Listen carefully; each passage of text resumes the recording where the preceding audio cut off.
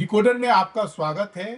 बंगाल में चुनाव खत्म हुए, नई सरकार के गठन हुए 1 महीने से अधिक हो गए हैं।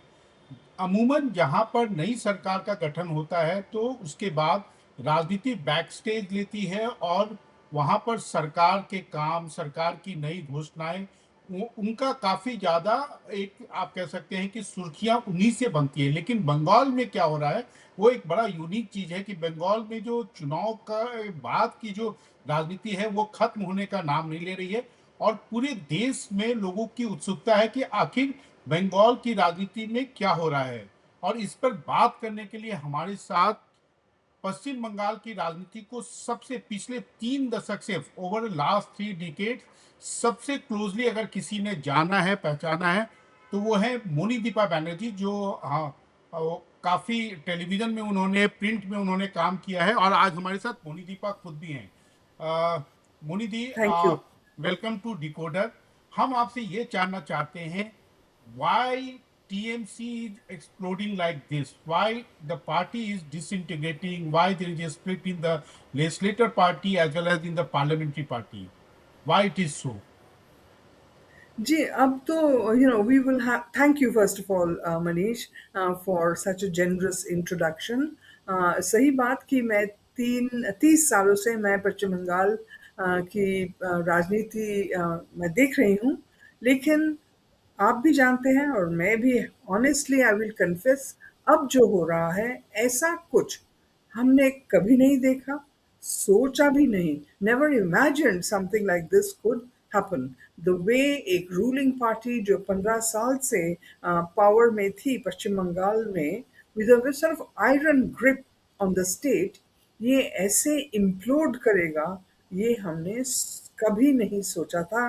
और मुझे लगता है इंडिया में कोई ऐसा नहीं सोचा था, बिकॉज ऐसा कुछ पहले हुआ ही नहीं।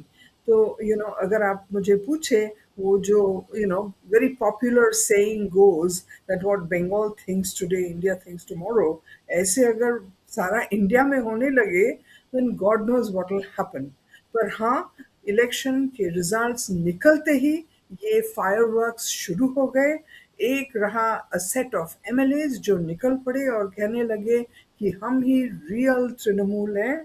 और उसके बाद थोड़ा समय के बाद एमपीज, सेक्शन ऑफ एमपीज, उन्होंने भी एकदम प्लेन पकड़ के चले गए दिल्ली और विद्रोह घोषणा कर दिए। Now the thing is that इसके बाद क्या होगा, ऑब्वियसली वी डोंट नो।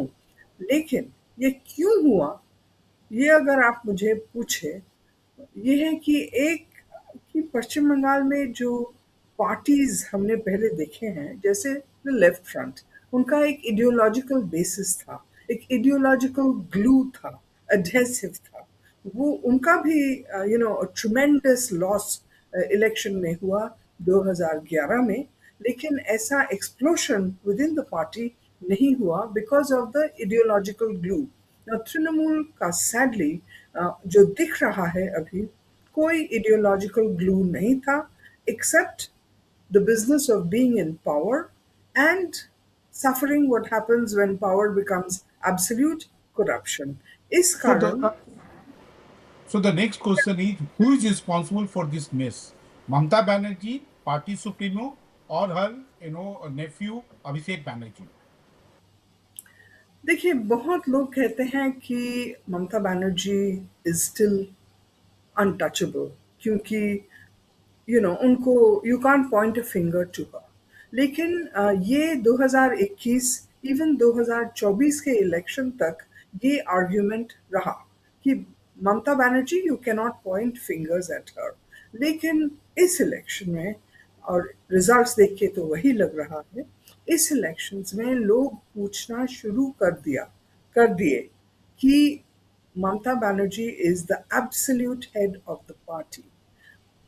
उसके अनजाने में कैसे ये वाइड स्प्रेड करप्शन पार्टी में हो सकता है, जिस कारण लोग they have voted against the party. So it's difficult to say that Mamata Banerjee is above it, she is not responsible, ये कहना गलत होगा।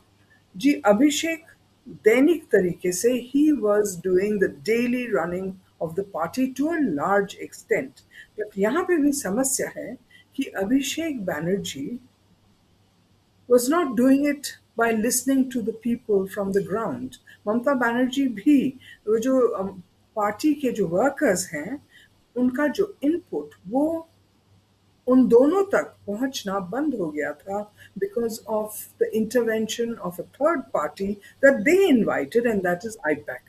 तो उनका जो फीडबैक आ रहा था from the ground all the time was from IUPAC और पार्टी के जो लोग वो देख रहे हैं कि ऐसा हो रहा है पार्टी में प्रॉब्लम्स हो रहे हैं ऑन द ग्राउंड वो experience and that understanding of the political situation वो मुझे लग रहा है ना अभिषेक बैनर्जी तक और ना ही ममता बनर्जी तक पहुंच रहा था दोनों थोड़ा आइवरी टावर में पहुंच गए थे और ऑन द आपका ग्राउंड आपका हो रहा आपका था कहना है ग्रेजुअली कि outsourcing of feedback system to IPAC was primarily responsible for the downfall of TMC, जी अब आप ऐसे if you put your ear to और the ground is it the corruption at the grassroot level और corruption everywhere और the syndicate raj? एक तो है देखिए आईपैक का प्रॉब्लम हम सॉल्व कर ले एक है कि आईपैक का जो फीडबैक आ रहा था पार्टी तक वो ऑब्वियसली गलत था नहीं तो आज ये हालत नहीं होता और 2026 का वर्डिक्ट तृणमूल कांग्रेस के लीडरशिप के लिए इतना शॉकिंग नहीं होता अगर true feedback was coming to the party In fact, अगर आप if you listen to the gossip and the rumors, आप ऐसे भी सुनेंगे कि IPAC was a Trojan horse.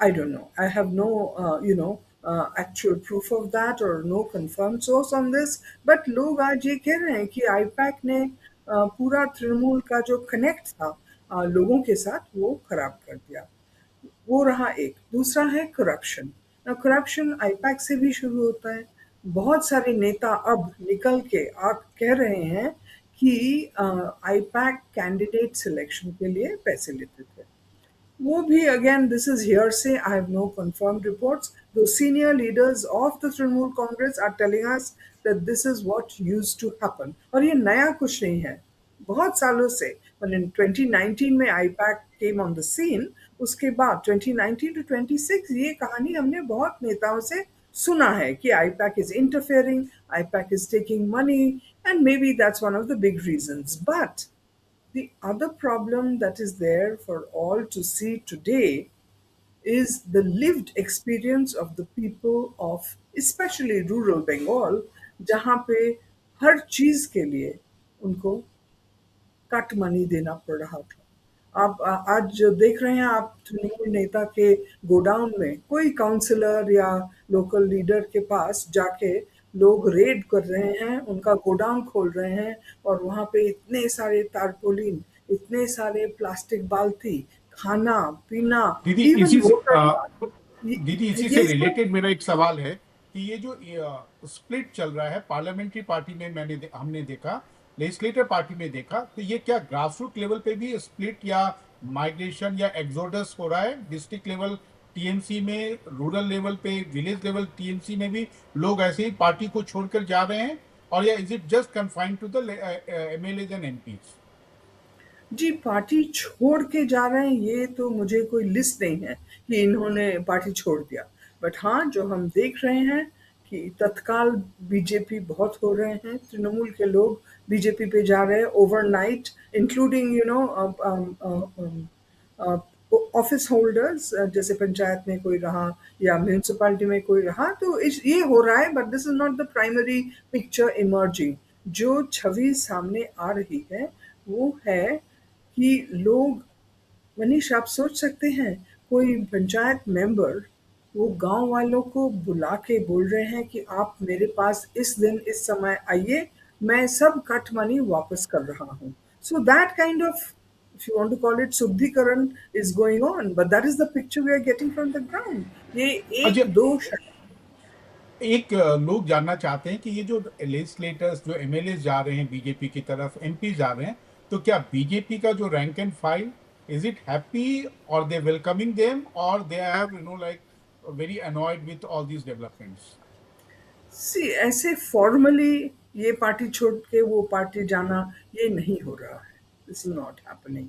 और हमने बार बार बीजेपी से सुना है कि we will not allow the Trinamoolisation of the BJP, जिसका मतलब है कि पूरा तृणमूल के लोग आ गए और तृणमूल जैसा एक पार्टी बन गया बीजेपी। ये बीजेपी का कहना है। और अब तक जो ऑन ग्राउंड एक्सपीरियंस है या रिपोर्ट्स हमारे पास आ रहे हैं, ऐसा ही चल रहा है। मैंने होलसेल तृणमूल के लोग बीजेपी चले गए, ऐसा नॉट रियली हैपनिंग। बट दीदी, आप तो हर एमपीज को जानते हैं, आपने over a period of time देखा है, तो आपको क्या लगता है कि ये लोग जो छोड़ के जा रहे हैं, they are actually unhappy with what was going on in TNC, or they just want to ensure a better future in BJP, C or they एक have a चीज है lot of things to hide and they have corruption cases, that is why they are forced to switch over.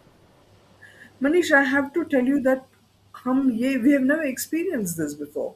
जो हमने experience किया when the left went and the Trinamool came is violence. We saw a lot of political violence. There were attacks in 2011 on CPM offices. CPM men went into hiding, or they went and took shelter with the BJP for shelter, for protection. ये हो रहा था पिछले सालों में। यही experience हमारा था कि opposition was jumping into the other party. No, sorry, the losing party members were jumping into the new ruling party for protection. ये एक्सपीरियंस था हमारा। अभी भी फॉर प्रोटेक्शन शायद वही प्रचेष्टा चल रही होगी। लेकिन जैसे मैंने कहा, मैं होलसेल बीजेपी में जा रहे हैं लोग, ऐसा नहीं है। लेकिन आप कोई ऑटो स्टैंड में जाओ या रिक्शा स्टैंड में जाओ जहाँ पे तृणमूल के पताके थे, where you'd have the union which was Trinamool in the past, उनका सब फ्लैग का रंग चेंज हो गया। So ये सारे डेवलपमेंट के बीच में where is Mamata Banerjee? We are not hearing enough from her. That's true. She has not been talking, and perhaps wisely so.